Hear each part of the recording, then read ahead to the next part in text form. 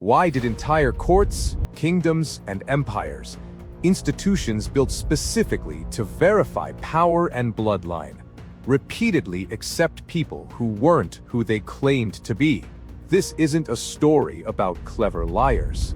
It's a story about what happens when the systems designed to protect a throne become the exact mechanism that lets someone steal it.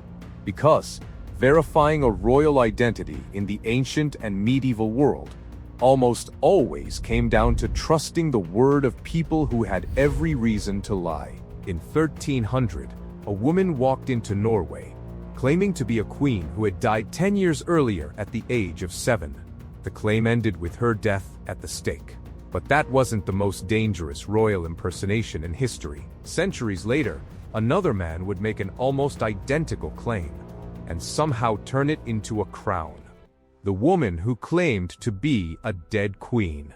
In 1300, a woman arrived in the Norwegian port of Bergen and told local authorities something that should have ended the conversation immediately. I am Margaret.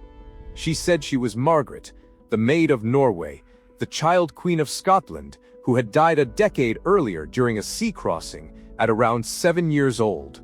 Margaret's death was not a rumor. It was a documented diplomatic catastrophe. Her passing had collapsed a planned union between Scotland and Norway and triggered a succession crisis that would eventually help drag Scotland into a war with England.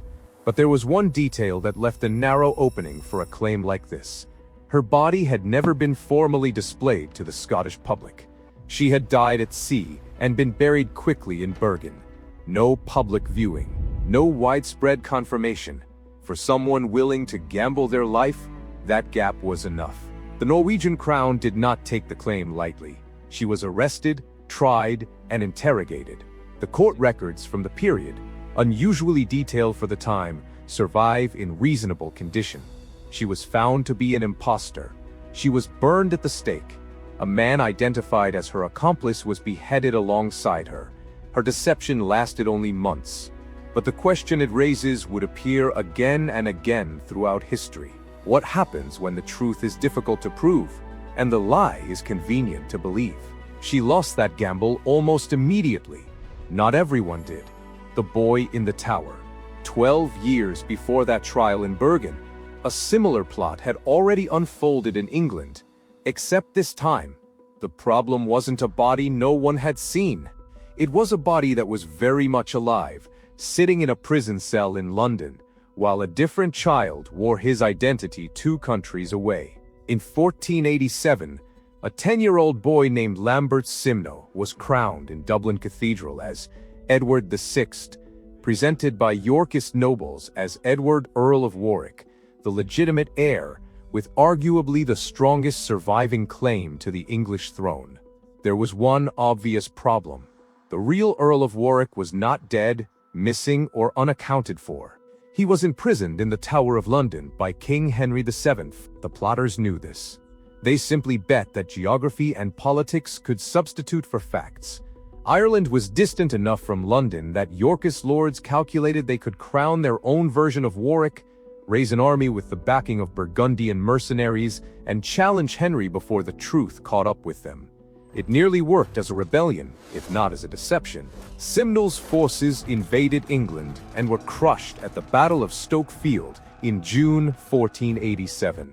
What happened next is the detail that tends to surprise people more than the plot itself. Henry VII did not execute a 10-year-old boy for being a pawn in an adult conspiracy. He gave Simnel a job in the royal kitchens. Simnel later worked as a falconer for the same crown he had briefly been crowned to oppose, and lived out a quiet, unremarkable life. It's a strange kind of mercy, and it raises another question. If impostors were treated as existential threats to royal legitimacy, why did this one get a job turning spits in the palace kitchen instead of a death sentence? Because Simnel wasn't really the dangerous part. The nobles who used him were. And within a few years, another claimant would attempt something much harder to dismiss. The second try. Henry VII's throne would be tested again within a few years. This time, the person doing the testing had learned from Simnel's mistakes. He didn't claim to be someone who was safely imprisoned somewhere. He claimed to be someone whose fate genuinely wasn't known. Perkin Warbeck's target claim was Richard of Shrewsbury, the younger of the two princes in the Tower, two boys who had vanished from public view in 1483 under the guardianship of their uncle, Richard III, and were never confirmed dead or alive again. Their disappearance remains, to this day, one of the most debated unsolved cases in English history. That uncertainty is precisely what made Warbeck's claim viable in a way Simnel's never could be. But what separates Warbeck from the cases before him isn't simply the boldness of the claim. It's the scale of what he built around it. He didn't simply appear with an army and hope for the best. Over the course of nearly 8 years, he assembled something closer to a government in exile. He secured formal diplomatic recognition from the courts of Burgundy, France, and Scotland. He married into Scottish nobility. European monarchs corresponded with him using the language and protocol reserved for a legitimate royal claimant, and that creates a question the historical record never completely resolves. Did the rulers of France, Burgundy, and Scotland actually believe Perkin Warbeck was an English prince, or did they simply recognize that a rival claimant, real or not, was a useful weapon to hold over Henry VII's head? We may never know. What is clear is that Warbeck's two invasion attempts, in 1495 and 1497, both failed. He was eventually captured and, under what most historians assume was significant pressure, confessed to being an impostor. A commoner named Perkin Warbeck from Tournai, not a prince at all. He was executed in 1499. But even that ending comes with an asterisk. Whether his confession reflected the truth, or simply the story his captors needed him to tell before killing him, is something historians still debate.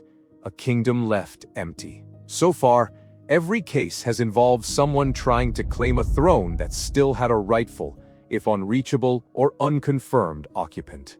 The next case is different. This time, the throne was genuinely, functionally empty, and the man who claimed it wasn't trying to overthrow anyone. He was trying to walk into a vacancy that history had never officially closed. In 1225, a hermit appeared in Flanders claiming to be Baldwin IX, Count of Flanders and briefly the Latin Emperor of Constantinople. Baldwin had vanished after a catastrophic defeat against Bulgarian forces more than 20 years earlier.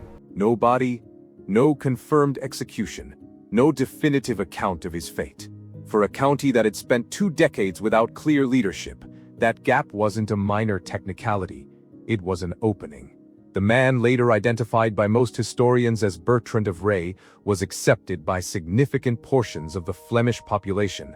He didn't just wear a title, he administered the county, he collected taxes. He issued rulings as though the intervening 20 years had never happened. His downfall didn't come from a suspicious neighbor or a rival noble. It came from the French royal court, which invited him to a formal meeting specifically designed to test him. He was questioned about private details only the real Baldwin could plausibly have known, including matters concerning his own daughter. According to the medieval chronicles that survive, he could not answer convincingly. He was exposed, tried, and executed later that year. And this is the first case where the system worked exactly as it was supposed to. Not through spectacle, not through public opinion, through a question specific enough that a lie couldn't survive it, which raises an uncomfortable possibility. How many impostors in history simply never faced that kind of question? The emperor who wouldn't stay dead. By now, one pattern is becoming difficult to ignore. A missing body can create a remarkable amount of political uncertainty. But what happens when the missing body belongs to an emperor whose death was already surrounded by rumor? The next case pushes the idea even further. It isn't one impostor exploiting one uncertain death. It's at least 3 separate people over roughly 20 years, all claiming to be the same dead Roman emperor. Emperor Nero died in 68 AD, under circumstances that were by design kept away from public view. Rome had every institutional incentive to insist he was truly dead and move on. But in the empire's eastern provinces, Far from the capital and far more skeptical of official Roman narratives, a persistent belief took hold that Nero had somehow escaped and was waiting for the right moment to return. At least 3 men stepped forward over the following 2 decades, claiming to be that returned emperor.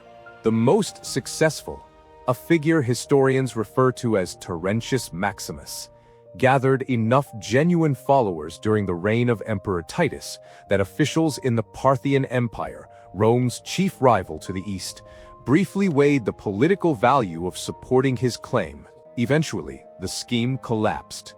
None of the false Neros ever controlled Roman territory, but the rumors survived, multiple exposures, multiple failed impostors, and nearly 2 decades of Roman denials.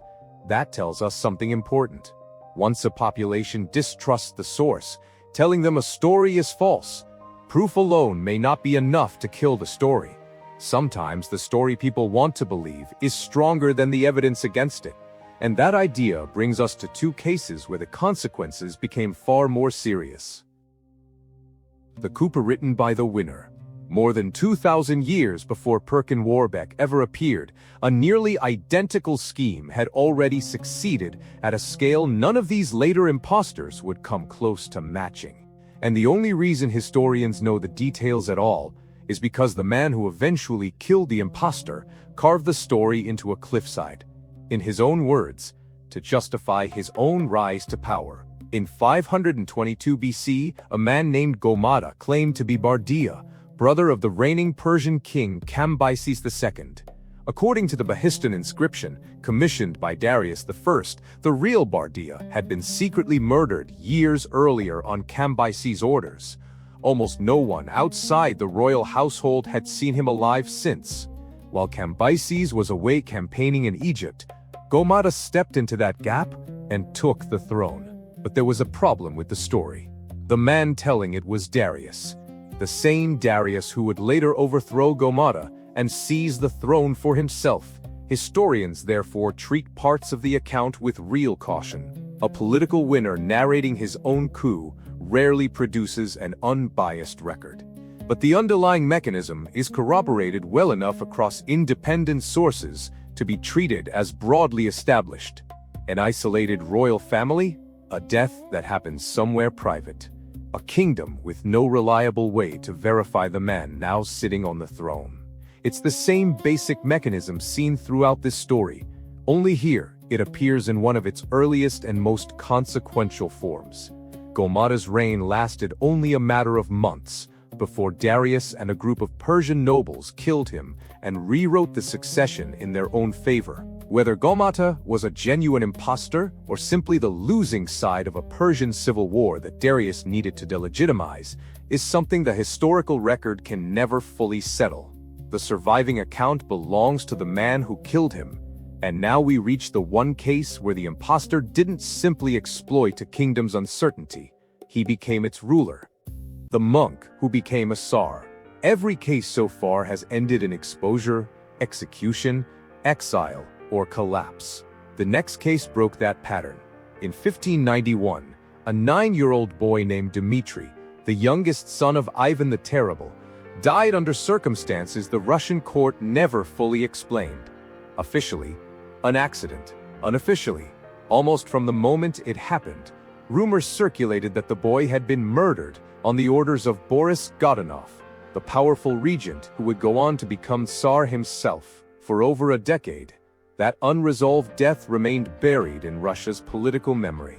Then, in 1604, a man appeared in neighboring Poland claiming to be that same Dmitry, having secretly escaped the assassination attempt as a child, and now returning to claim his rightful throne.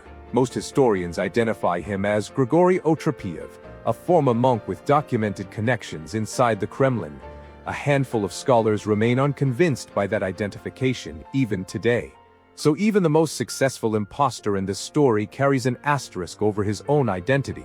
But his claim succeeded where the others had failed. This wasn't a rebellion crushed within a season, like Simnel's. It wasn't a claim confined to exile courts and foreign correspondence, like Warbeck's. In 1605, this man entered Moscow at the head of an army. Russia was exhausted by famine. resentful of Godunov's rule, and desperate enough to believe the convenient story over the inconvenient one. He was crowned Tsar of all Russia. He didn't rule from the shadows, he signed decrees. He received foreign ambassadors, several of whom formally recognized him as the legitimate Tsar. He married a Polish noblewoman in a coronation ceremony inside the Kremlin itself. For nearly a full year, one of the largest empires on Earth was governed by a man whose actual identity remains disputed among historians 4 centuries later. Then it ended. A palace uprising in May 1606 overthrew him. Most accounts describe his body being burned and the ashes fired from a cannon back toward Poland, the direction he'd originally come from, as if Russia wanted to expel not just the man, but the entire idea of him. What actually connects these 7? Line these cases up across centuries and continents, and one pattern becomes difficult to ignore. The impostors themselves weren't extraordinary. Several were caught within months. Some never controlled the throne at all. What determined how far they got was something much bigger than their ability to lie. It was the size of the gap they were exploiting, and how badly the people around them needed that gap to remain open. A body no reliable witness had seen. A political crisis where a returning heir solved more problems than it created. A population choosing, consciously or not, to accept a satisfying story rather than demand proof for an inconvenient one. From a hermit in Flanders to a monk crowned in the Kremlin, the mechanism kept repeating. The difference was scale. The Norwegian woman exploited a small gap and lost her gamble within months. The man crowned in Moscow exploited an empire already exhausted by famine, political conflict, and uncertainty, and stayed on the throne for nearly a year. The lesson isn't that impostors were brilliant. It's that systems built to protect a throne have always depended on someone being willing to ask the one question a liar can't survive. And history keeps showing how rarely that question gets asked in time. The crowns were real. The ceremonies were real. The only thing missing was the person the crown was supposed to belong to. If stories like this, where history's official record turns out to be far less certain than it looks, are the kind you want more of, subscribe for the next one.